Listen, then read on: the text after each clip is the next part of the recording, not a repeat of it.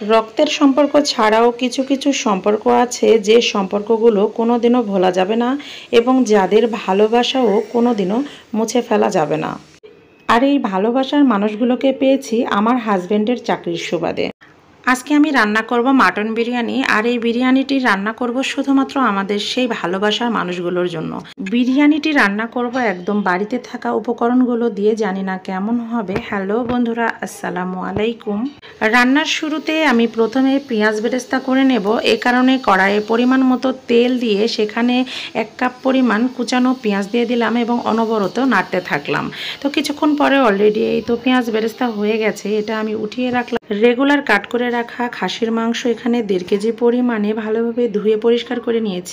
তার মধ্যে মরিচ গুঁড়ো দিলাম 1.5 চা চামচ, জিরা বাটা 2 চা চামচ, বাদাম বাটা 1.5 টেবিল চামচ, সস 1.5 টেবিল চামচ, লবণ পরিমাণ মতো, টক দই 3 টেবিল চামচ, আদা বাটা 2 চা চামচ, রসুন বাটা 2 চা চামচ, বিরিয়ানি মশলার প্যাকেট যেটা রাঁধুনির বিরিয়ানির মশলা, এটার অর্ধেকটা দিয়ে দিব এবং অর্ধেকটা বিরিয়ানি রান্নার সময় দিব, এবং কিছুটা পেঁয়াজ বেরেস্তা দিয়ে দিলাম এবং রেগুলার রান্নার তেল কিছুটা দিয়ে সুন্দরভাবে হাত দিয়ে মাখিয়ে এটা আধা ঘন্টার জন্য রেস্টে রেখে দেব। আমার হাতে সময় ছিল, এই কারণে আমি আধা ঘন্টা রেস্টে রেখে দিয়েছি। যদি হাতে সময় না থাকে তাহলে এভাবেই রান্না করে ফেলা যাবে। তো প্রথমেই আমি এই তো কড়াইতে পেঁয়াজ বেরেস্তা করার যে তেলগুলো ছিল সেই তেলে কিছুটা দিয়ে দিলাম এবং এখানে কুচানো কিছু পেঁয়াজ দিয়ে পেঁয়াজটা হালকাভাবে কিছুক্ষণ নেড়ে নিলাম এবং তার মধ্যে এই তো আমি ম্যারিনেট করা মাংসগুলো দিয়ে সুন্দরভাবে নাড়াচাড়া করে এটা আমি কিছুক্ষণের জন্য ঢাকা দিয়ে রেখে দেব। কমপক্ষে এটা 7 থেকে 8 মিনিট লো হিটে একটু ঢেকে রাখলে মাংস থেকে এক্সট্রা পানি বের হয়ে আসবে। এই তো আমি 8 মিনিট পরে ঢাকনা খুলে দেখাচ্ছি, এই পরিমাণে পানি বের হয়ে এসেছে।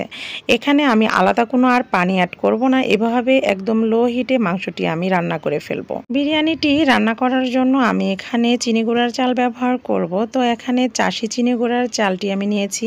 এখান থেকে 5 কাপ পরিমাণে চিনি গুঁড়ার চাল নিয়ে এটাকে আমি সুন্দরভাবে ধুয়ে 20 মিনিটের জন্য পানি দিয়ে ভিজিয়ে রাখব এবং কিছুক্ষণ পর পর তো ঢাকনা খুলে আমি মাংসটি সুন্দরভাবে নাড়াচাড়া করে দিব যাতে নিচে পুরা না লেগে যায়। বিরিয়ানির সাথে ডিম হলে তো ভালোই হয়, আর এই কারণে এখানে ডিম সিদ্ধও দিয়ে দিয়েছি। তারপরে এই তো কড়াইতে আমি অল্প কিছু পরিমাণে তেল দিয়ে দিলাম। এখানে তেল আমি অল্পই দিয়েছি কারণ মাংস রান্নাতে তেলের পরিমাণটা একটু বেশি হয়ে গিয়েছে। তো বিরিয়ানিতে বেশি তেল হলে খেতে ভালো লাগে না, এ কারণে অল্প কিছু তেল দিয়ে আমি চালটা সুন্দরভাবে ভেজে নিচ্ছি। এর মধ্যে আমি চালে যতটুকু লবণ লাগবে ততটুকু লবণ দিয়ে দিলাম। চালটা প্রায় ভাজা আমার শেষ। তো এখানে আমি 1 কাপ পরিমাণ চালের জন্য 1.5 কাপ পানি ব্যবহার করব। এখানে আমি 2 কাপ ব্যবহার করলাম না কারণ চালটা আমার 20 মিনিট ভিজিয়ে রাখা ছিল, এই কারণেই 1 কাপ চালে 1.5 কাপ পরিমাণ পানি হলেই এনাফ। তো তার মধ্যে এই তো আমি দিয়ে দিলাম বাদবাকি বিরিয়ানির মশলা এবং কিছু কাঁচামরিচ দিয়ে ঢাকা দিয়ে একদম লো হিটে কিছুক্ষণ রান্না করলাম এবং কিছুক্ষণ পরে দেখলাম অনেকটা পানি শুকিয়ে গেছে। তো আবারও আমি ঢাকা দিয়ে রেখে দিব আবারও 10 মিনিটের জন্য। অন্যদিকে বিরিয়ানি রান্না করার জন্য যে আমি আলাদাভাবে মাটন রান্না করছিলাম সেটা আমার রান্না করা অলরেডি কমপ্লিট। এই তো এটা ছিল মাংস রান্নার ফাইনাল লুক। তো এটা দেখে বোঝা যাচ্ছে কতটা ইয়াম্মি হয়েছে। 10 মিনিট পরে আবারও বিরিয়ানির ঢাকনাটা খুলে দিলাম এবং রান্না করা মাংসটা বিরিয়ানির উপরে ঢেলে দিলাম। তার উপরে দিয়ে দিলাম 20 টাকা প্যাকেটের 1 প্যাকেট গুঁড়া দুধ এবং 1 টেবিল চামচ চিনি এবং 3 টেবিল চামচ ঘি।